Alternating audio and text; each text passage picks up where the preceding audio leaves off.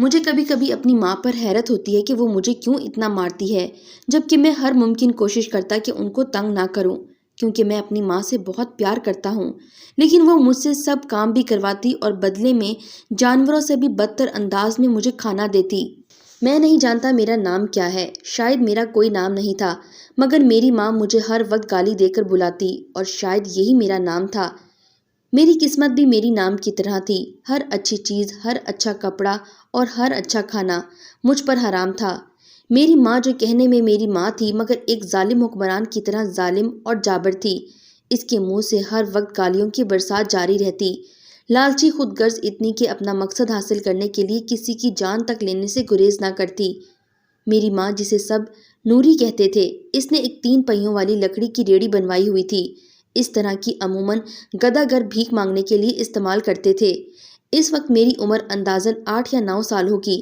میری ماں مجھے منہ اندھیرے جگاتی، 2 تھپڑ اس قدر زور سے مارتی کہ خالی پیٹ مجھے چکر آنے لگتے تھے۔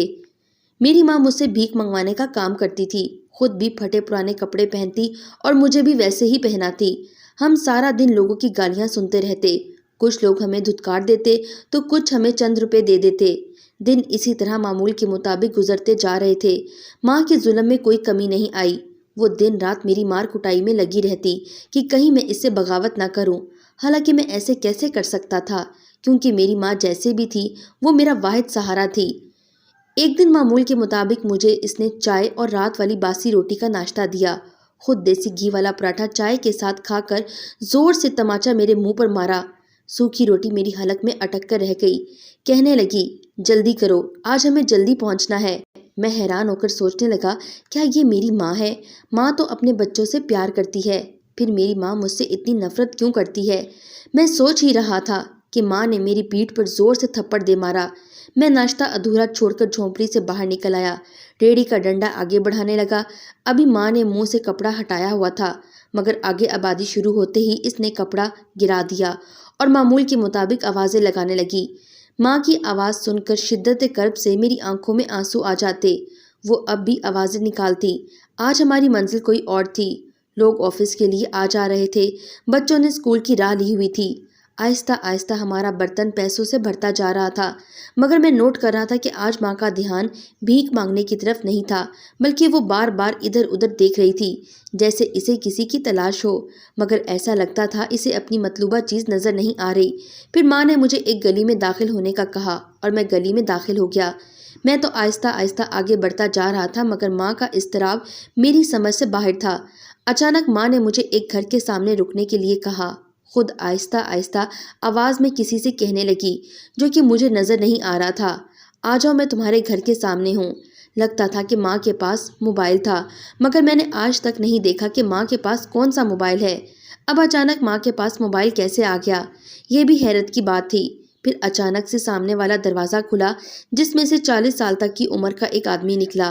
اس کے ہاتھ میں کالے رنگ کا ایک شاپر تھا جو اس نے ماں کی گود میں گرا دیا اور ادھر ادھر دیکھتے ہوئے بولا، نوری، حساب شام کو مل جائے گا، تم بے فکر رہنا۔ ان کی گفتگو میری سمجھ سے باہر تھی۔ اس شاپر میں کیا تھا یہ بھی مجھے نہیں پتا چلا۔ ماں نے مجھے تیز آواز میں کہا، جلدی سے اپنی ریڑھی کو واپس موڑو۔ اب ہم گلی سے باہر نکل کر روڈ پر آ چکے تھے۔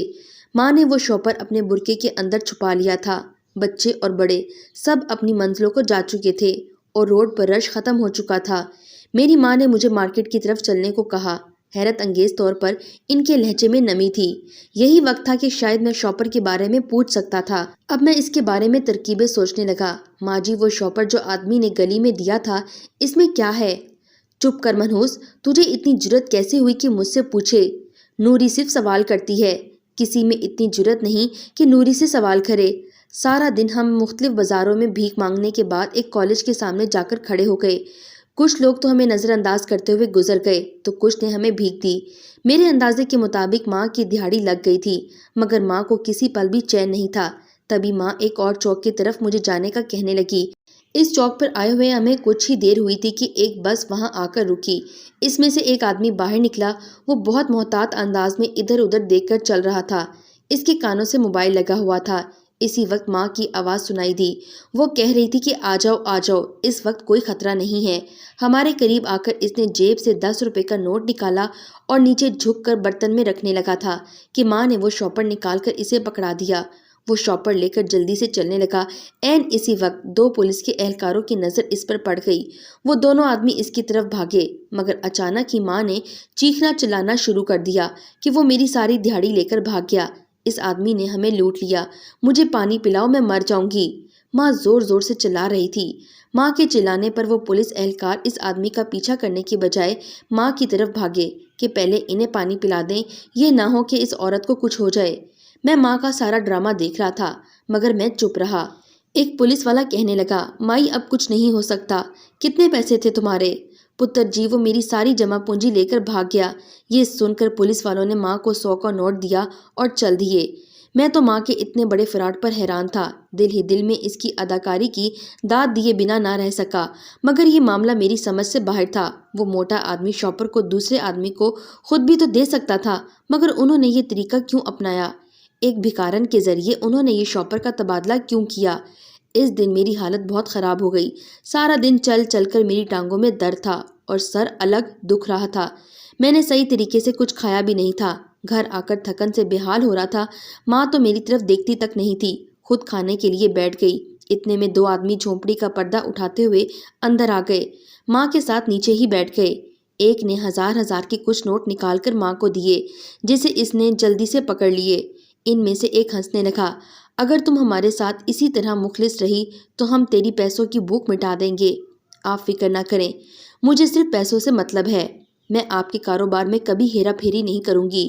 اچھا، یہ کون ہے؟ یہ میرا بچہ ہے، تم نے اس کو کھانا نہیں دیا؟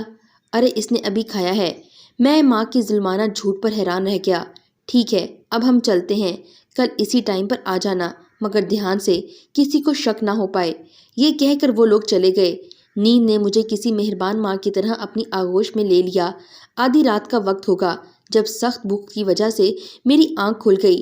اس وقت میرا شدید جی چاہا کہ دھاڑے مار مار کر روں۔ اچانک میری نظر برتنوں پہ پڑ گئی، وہاں ماں کا بچا ہوا کھانا رکھا ہوا تھا۔ تبھی میں کھانے پر یوں ٹوٹا جیسے صدیوں سے بھوکا ہوں۔ صبح سے شام تک ماں کے تھپڑ کھاتا رہتا تھا، مگر اب مجھے ایک اور بات بھی پریشان کر رہی تھی۔ وہ جو ایک آدمی کالا شاپر ماں کو پکڑاتا ہے اور ماں وہ شاپر دوسرے آدمی کو دے آتی ہے، یہ معاملہ کیا ہے؟ مگر ایک دن یہ معاملہ بھی حل ہو گیا، اور یوں کہ ایک دن کہ ماں اور میں اسی گھر کے سامنے کھڑے تھے کہ ایک لڑکا آیا اور کہنے لگا، ماں جی، تم روز یہاں کیا کرنے آتی ہو؟ یہ لوگ بہت بڑے مجرم ہیں، یہ ڈکیت ہیں اور پولیس ان کے پیچھے لگی ہوئی ہے۔ سارا محلہ ان سے ڈرتا ہے۔ یہ جو کام کرتے ہیں وہ تم جان لو تو تمہارے ہوش اڑ جائیں گے، یہاں نہ آیا کرو۔ اب مجھے ساری بات سمجھ میں آ گئی، مگر دل میں تجسس ابھی بھی باقی تھا، آخر ماں کس چیز کا کاروبار کرتی ہے۔ خیر، اسی معمول میں 3 سال گزر گئے۔ اب میں نے بھی ماں کو ہٹ دھرمی دکھانا شروع کر دی۔ وہ مجھے مارنے لگتی تو میں اس کا ہاتھ پکڑ لیتا، جس پر اسے اور زیادہ غصہ آ جاتا اور وہ مجھے شدت سے مارنے لگتی۔ ایک دن صبح کا ٹائم تھا، مجھے ماں مار رہی تھی۔ وہی آدمی آ گیا جو صبح کے وقت ماں کو شاپر دیتا تھا۔ اسے دیکھ کر بھی ماں کے ہاتھ نہ رکے۔ وہ بہت حیرانگی سے ماں کو دیکھنے لگا۔ تم اپنے بیٹے پر اتنا ظلم کیوں کر رہی ہو؟ یہ منحوس میرے آگے بکواس کرتا ہے، جو بھی کام کہوں ہیرا پھیری کرتا ہے۔ اس آدمی نے کہا، نوری جی، اسے پیار سے سمجھاؤ، اس طرح تو یہ مر جائے گا۔ مگر ماں پر کوئی اثر نہیں ہوا۔ بہرحال وہ آدمی کل آنے کا کہہ کر چلے گئے۔ میں تو اس آدمی کا انتظار کرتا رہ گیا، کیونکہ اس نے میرے بارے میں بڑی اہم بات کہی تھی۔ وہ 2-3 دن کے بعد نہیں آیا۔ ایک دن میں اپنی آنکھیں موندے لیٹا تھا کہ اچانک جھونپڑی کا پردہ سرکا اور ایک آدمی اندر داخل ہوا۔ اندر مکمل اندھیرا تھا۔ میں نے اسے آواز سے پہچانا۔ اس نے آتے ہی میرے بارے میں پوچھا۔ ماں نے کہا، سو گیا ہے۔ اچھا، کتنی دیر ہوئی ہے؟ یہی کوئی آدھا گھنٹہ۔ اچھا، پھر یہی بات کرتے ہیں۔ ہاں، تم کہو، تمہیں اس سے کیا؟ اگر یہ سن بھی لے تو کیا کر لے گا؟ نہیں نوری، سمجھا کرو، بات ہی کچھ ایسی ہے۔ تم اسے سیدھا کرنا چاہتی ہو نا، تو تمہیں سمجھ جانا چاہیے کہ یہ اب سیدھا نہیں ہوگا۔ جیسے جیسے یہ بڑا ہوگا تمہارے ہاتھ سے نکلتا جائے گا۔ لیکن پہلے یہ بتاؤ، یہ تمہاری سگی اولاد ہے؟ اس شخص نے پوچھا۔ ارے نہیں، سگی اولاد ہوتی تو یوں مارتی، گندگی کے ڈھیر سے اٹھایا تھا، کسی کی گناہ کی نشانی ہے۔ دیکھو، اب یہ سیدھا تو نہیں ہوگا، کل کو یہ تمہیں مارے گا اور شاید بھاگ بھی جائے۔ اگر تم اسے قابو کرنا چاہتی ہو تو اس کے دونوں بازو اور ایک ٹانگ کٹوا دو۔ یہ بات سن کر میں پسینے میں نہا چکا تھا۔ اگر ذرا سی بھی روشنی ہوتی تو انہوں نے مجھے دیکھ لینا تھا اور کچھ شک نہیں تھا کہ مجھے اسی وقت مار دیا جاتا۔ اب میں اسے ماں کیسے کہتا؟ وہ تو میری ماں تھی ہی نہیں۔ اچانک نوری کی آواز آئی، تو کیا میری روزی بند کرے گا؟ یہی تو میری روزی کا وسیلہ ہے۔ پھر مارتی کیوں ہو؟ اسے کھانے کو اچھا کیوں نہیں دیتی؟ اگر تم اس کے بازو اور ٹانگ کٹوا دو تو تمہارا رزق اور بھی بڑھ جائے گا، کاروبار وسیع ہو جائے گا۔ جب تم اسے ریڑھی میں لاد کر باہر جاؤ گی تو لوگ اسے معذور سمجھ کر تمہیں بہت کچھ دیں گے۔ اور ہاں، ریڑھی کھینچنے کی فکر مت کرو، تمہیں ایک لڑکا دوں گا، وہ ریڑھی کھینچے گا، تم اس کے ساتھ ساتھ چلنا۔ ایک دم نوری کی آنکھیں چمکنے لگیں۔ ٹھیک ہے، میں تیار ہوں، اب مجھے بتاؤ کرنا کیا ہے؟ وہ شخص پرسوں آنے کا کہہ گیا۔ میرے پاس صرف آج کا دن تھا۔ سارا دن سوچ سوچ کر میرا دماغ سن ہو گیا، مگر آج ماں نے مجھے باہر جانے ہی نہیں دیا۔ کوئی موقع نہیں مل رہا تھا باہر جا سکوں۔ مجھے اپنی جان خطرے میں نظر آنے لگی۔ دوپہر سے شام اور شام سے رات ہو گئی۔ رات کا کھانا کھا کر نوری نے مجھے کہا کہ سو جاؤ، خود بھی میرے ساتھ لیٹ گئی، مگر وہ سو نہیں رہی تھی۔ میں بھی اس کے سامنے ایسے لیٹ گیا جیسے گہری نیند میں ہوں۔ کوئی رات کے 12 بجے کا وقت ہوگا جب میں بہت آہستہ سے بغیر آواز نکالے اٹھا۔ نوری بے ہوش ہو رہی تھی۔ میرا ہاتھ اس ڈنڈے کو تلاش کرنے لگا جو نوری نے اپنی حفاظت کے لیے رکھا ہوا تھا۔ اب وہی ڈنڈا مجھے اپنی حفاظت کے لیے چاہیے تھا۔ پھر ڈنڈا مجھے مل گیا۔ اب میرے ہاتھ اس ڈبے کی تلاش کرنے لگے جہاں نوری پیسے رکھتی تھی۔ وہ ٹین کے 2 ڈبے تھے، ایک میں سکے اور دوسرے میں کاغذ کے نوٹ، مگر میری بدقسمتی کہ میرا ہاتھ سکوں والے ڈبوں سے ٹکرا گیا تو آواز پیدا ہو گئی۔ اس کی وجہ سے نوری اٹھ کر بیٹھ گئی۔ میں آرام سے اپنی جگہ لیٹ گیا۔ ڈنڈا میں نے اپنے پاس رکھ لیا۔ نوری نے لالٹین جلا دی اور پھر اس نے ہر طرف نظر دوڑائی۔ تھوڑی دیر کے بعد وہ لالٹین بند کر کے سو گئی۔ آدھا گھنٹہ میں اسی پوزیشن میں لیٹا رہا۔ میرے پاس بہت کم وقت تھا۔ میں نے ٹین کے ڈبے کو آہستہ سے لیٹے لیٹے باہر دھکیلنا شروع کر دیا اور پھر میں نے پیٹ کے بل زمین پر رینگنا شروع کر دیا۔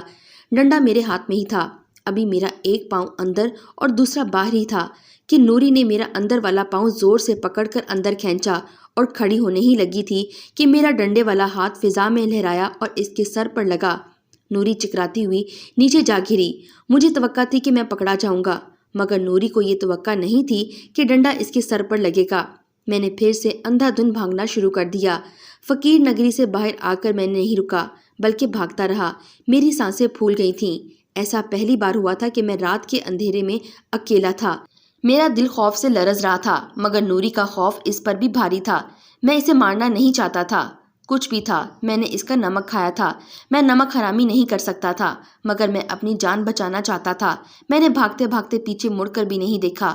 یہ میری زندگی کی پہلی رات تھی جو میں اپنی مرضی سے جی رہا تھا۔ اب دور دور سے اذانوں کی آوازیں سنائی دینے لگیں۔ کچھ دیر کے بعد دن کے آثار دکھائی دینے لگے۔ اب میں روڈ پر آ چکا تھا۔ دور سے کسی گاڑی کی لائٹ دکھائی دی۔ اس سے پہلے کہ میں ادھر ادھر بھاگتا، ایک ٹرک میرے قریب آ کر رک گیا۔ ایک خونخوار نگاہوں والے آدمی نے میرا بازو پکڑ کر مجھے اندر بٹھا دیا۔ ان کی لال آنکھوں سے مجھے خوف آنے لگا۔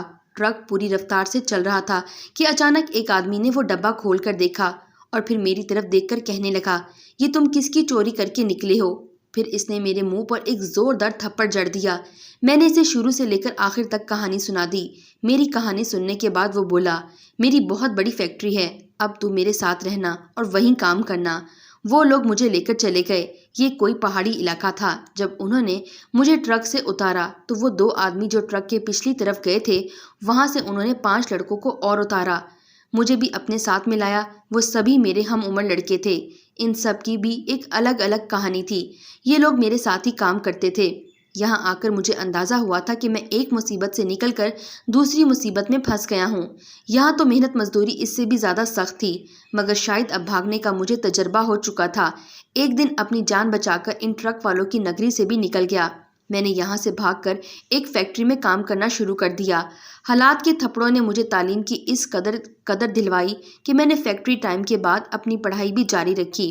میں نئے سرے سے اسکول گیا جہاں اساتذہ نے میری اس قدر حوصلہ افزائی کی کہ میں بتا نہیں سکتا۔ انہوں نے میری شخصیت کو پھر سے نکھارا۔ یہاں تک کہ میں اسکول میں پڑھتے پڑھتے BCom میں پہنچ گیا۔ BCom تک پہنچتے میرے اندر کافی شعور آ چکا تھا۔ پھر ایک بار کالج کے ہونہار طالبات کو پریکٹس کے سلسلے میں بینک بھیجا گیا۔ میری کارکردگی سے متاثر ہو کر بینک والوں نے مجھے ایک اچھے عہدے پر بٹھا دیا۔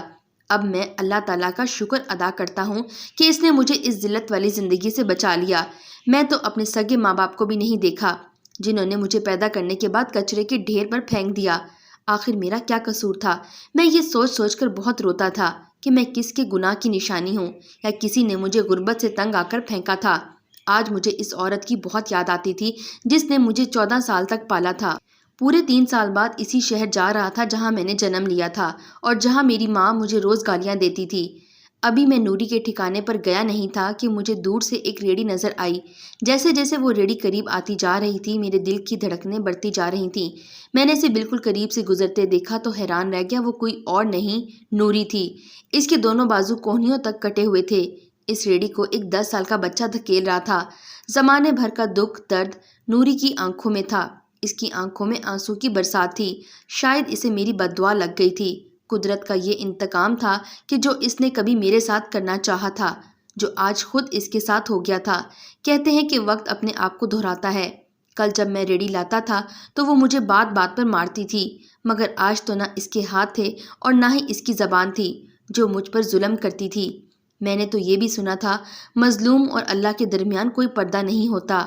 آج میرے سارے زمانے سے یہی سوال ہے کہ ہم جیسے بچوں کا کیا قصور ہے جنہیں پیدا کر کے کچڑے کے ڈھیر میں پھینک دیا جاتا ہے؟ اگر ہمارا کوئی قصور نہیں تو دنیا ہمیں اتنی سخت سزائیں کیوں دیتی ہے کہ ہمیں خود اپنے آپ سے نفرت ہونے لگتی ہے؟